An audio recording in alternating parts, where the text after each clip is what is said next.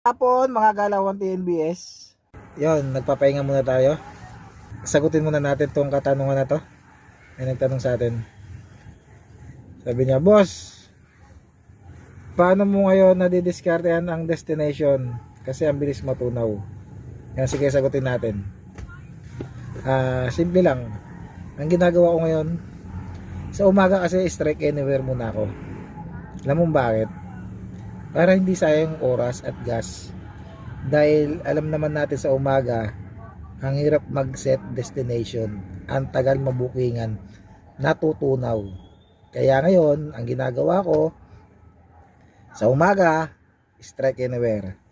Pagdating sa hapon, pag alam ko na yung galaw ng biyahe, saka na ako nagsaset destination ng pa-south. Bakit? Kasi ako, taga Novaliches. Kaya ang ginagawa ko, pagdating ng hapon, binubuelo ko muna. Set destination ako pa-south. Yun, Tagaytay. Ngayon, pag nabukingan yan, tuloy-tuloy yun.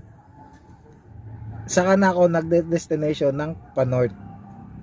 Para pauwi na ako nun. Kasi ang biyahe natin hindi katulad dati na yung destination walang oras. Ngayon kasi may oras eh. Pag ginawa natin yan sa umaga yung destination, ang bilis niyang matunaw. Hindi nabubukingan. Ang tagal. Kadalasan natutunaw. Kaya yung sinabi ko, boss, pwede mong gayahin yan.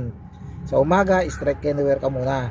Pagdating ng hapon, mga bandang alas 3, alas 4, destination ka ng pabuelo. Tapos pauwi na. Yan, ganun ginagawa ko. Try mo, boss. Walang masama. Walang sapilitan. Pwede mo gayahin. Ayun lang, idol. Ingat ka lagi. Sa mga ibang nagtatanong dyan, PM nyo lang ako.